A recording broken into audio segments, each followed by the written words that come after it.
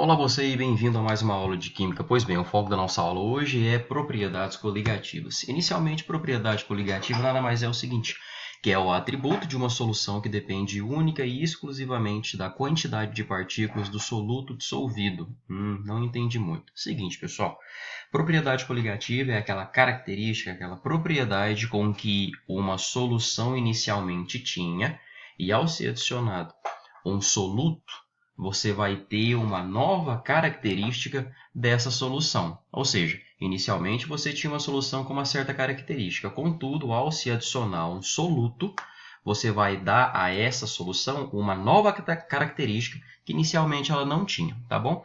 Um princípio fundamental que aqui é super importante. Essa característica ela é atenuada a partir do momento que você adiciona maior quantidade de partículas do soluto, tá bom? Então, o que nós temos aqui, pessoal? Quanto maior a quantidade de soluto que você adicionar na sua solução, melhor. Aqui é aquela frase comum de qualidade é melhor que quantidade. Aqui ela não vale. Nesse ponto da matéria, em propriedades coligativas, a quantidade é muito melhor que a qualidade. Quanto mais soluto você adicionar na sua solução, maior vai ser o atributo que ela vai ganhar. Tudo bem? Aqui alguns casos particulares. O que a gente tem, pessoal? A respeito das soluções que nós podemos ter são de dois tipos. Ou a solução ela é molecular ou é a solução iônica. O que diferencia uma da outra é o seguinte. Solução molecular, você não cria nada novo. Solução iônica, sim, você cria. Um exemplozinho. Caso você coloque açúcar na água, o máximo que vai acontecer com as moléculas de açúcar, elas vão ser hidratadas. Só isso. Diferentemente do sal de cozinha, comumente conhecido como HCl. Quando você adiciona ele em água, você não vai só molhar, hidratar o HCl, você vai criar íons H+, e Cl-. Então, quando você não cria nada novo, você chama de soluções moleculares. E no caso de soluções iônicas, sim, você vai criar algo novo. No caso aqui no estado sólido, ao adicionar em água, você cria algo novo, diferentemente do açúcar, que ele vai ser hidratado somente. O que nós temos aqui? Agora a gente vai estudar a respeito da tonoscopia, que é um caso das propriedades coligativas. A tonoscopia ela vai estudar o abaixamento, a diminuição da pressão de vapor de um líquido a uma temperatura constante. Quando você adiciona em um líquido um soluto, você tem lá o seu líquido bonitinho e tudo mais, que ele tem uma pressão de vapor. Caso você adicione um soluto nele, a pressão de vapor vai diminuir. Tudo bem? Ou seja, o que anteriormente ele entraria em ebulição, ou a característica que ele teria nesta temperatura, ele não mais vai apresentar. Ou seja, a pressão de vapor sofreu uma diminuição. Tá bom? As características físico-químicas permanecerão as mesmas. A questão aqui é o seguinte, a pressão de vapor que antes apresentava um valor a uma dada temperatura, ao ser adicionado um soluto, ela vai ter um abaixamento, uma diminuição neste valor de pressão de vapor do seu líquido. Tudo bem? Próxima parte, o estudo é sobre a ebulioscopia. Como o próprio nome diz, ebulioscopia vem de ebulição, que é a passagem do líquido para o gás. Tudo bem? O que nós temos aqui, pessoal? A questão aqui, a uma dada pressão externa, tudo bem? O que acontece?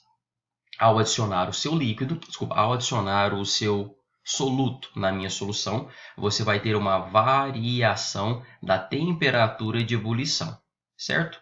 Ou seja, caso você tenha água, ela vai entrar em ebulição com uma certa temperatura. Vamos supor, o nível do mar ela entra em ebulição a 100 graus Celsius. Contudo, quando você adiciona glicose, quando você adiciona açúcar na sua solução, você observa que a temperatura de ebulição ela não é mais 100 graus Celsius, ela é superior.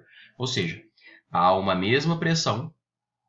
Quando você faz a adição de um soluto, a sua nova solução vai apresentar uma temperatura de ebulição superior do que a solução sem adição nenhuma de soluto. Tudo bem? Luciano, mas parece que é muito próximo essa análise de ebulioscopia e tonoscopia. Eu estou enganado? Não, você não está. A ebulioscopia e a tonoscopia, elas fazem análise a respeito de pressão e temperatura. A questão aqui é o seguinte, a pressão que está sendo diminuída, a pressão na tonoscopia, ela sofre uma redução a uma temperatura constante. No caso da ebulioscopia, a uma pressão constante, pressão atmosférica constante, você tem uma variação da sua temperatura. Tudo bem? Tonoscopia, temperatura constante, variação na pressão. Ebulioscopia, pressão constante, variação na temperatura. Ok. Continuando aqui, o próximo passo é a crioscopia. A crioscopia lida com a diminuição da temperatura de solidificação de uma solução a partir da adição de um soluto. Um exemplozinho que nós temos bem comum é o gelo. Quando você adiciona água, bem provavelmente você já ouviu de alguém falando: eu vou fazer uma soluçãozinha aqui de gelo para deixar o refrigerante mais gelado, para aguentar mais tempo dentro da caixa de isopor.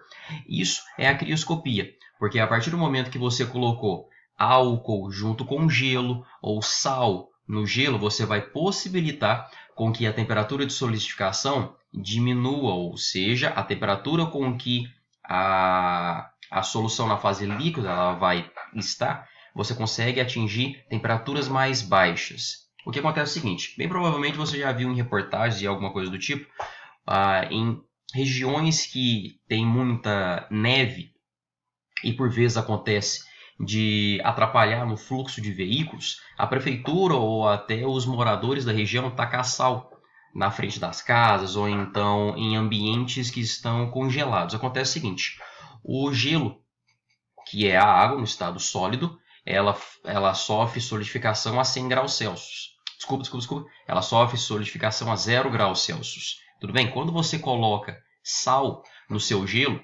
ela vai abaixar a temperatura de solidificação, ou seja, o que anteriormente a água entraria em solidificação, congelaria a 0 graus Celsius, quando você coloca sal, ela vai entrar em solidificação a menos 10, menos 5, isso aqui é só um valor esporádico, tá bom? E quanto mais sal você colocar, menor a temperatura de solidificação. Então isso é um meio bem barato para se fazer o desgelo de calçadas que tenham sido congeladas ou algo do tipo. Tudo bem? Essa parte é a nossa crioscopia.